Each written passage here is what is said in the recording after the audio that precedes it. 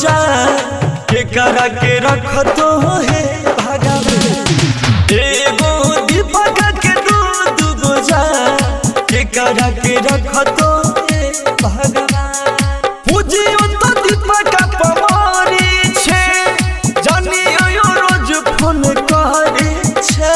संकट में पड़ गइलियो पड़ा एगो दीपक के दू गो जा के करा के रख तो है भगवान।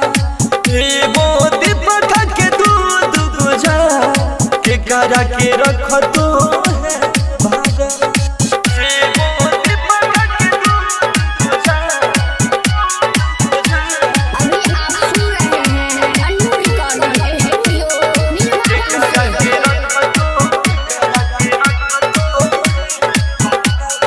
पहिले तो पूजिया संग में लिलियो दिल लगा जानियो पड़ल छे पीछा होई रहल अनिया होई रहल अनिया होई रहल अनिया।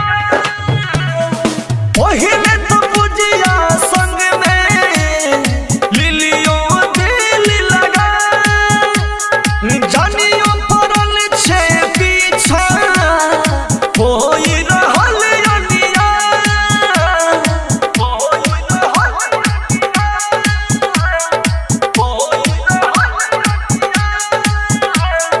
दूनो बुझाई छे दीपक के जा के करा के रखत है भगवान।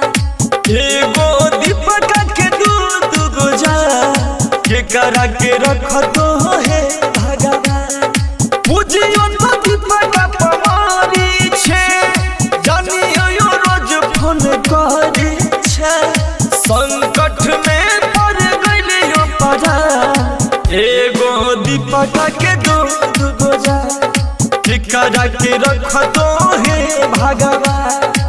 एगो दीपक के दू गो जा के करा के रख तो है भगवान। एगो दीपक के दू गो जा अभी आप सुन रहे हैं अन्नू रिकॉर्डिंग स्टूडियो नीलवाड़ा। के रख तो के करा बनई तो के करा से करते छा गलती भइले हो देवता कर दे समस्या के हो कर दे समस्या के हो कर दे समस्या के हो।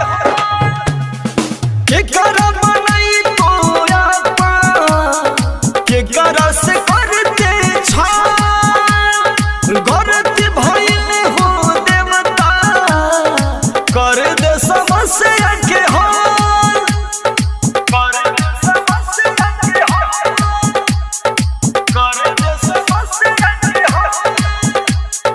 रमना राजा राजकुमार हजा के करा के रख तो है भगवान। एगो दीपक के दू गो जा के करा के रख तो है भगवान। पूजियो तो दीपक पवारी छे जानियो रोज फोन करे छे। संकट में पड़ गइलियो पड़ा एगो दीपक के दू गो जा के करा के रख तो है भगवान। एगो दीपक के दू गो जा के करा के रख तो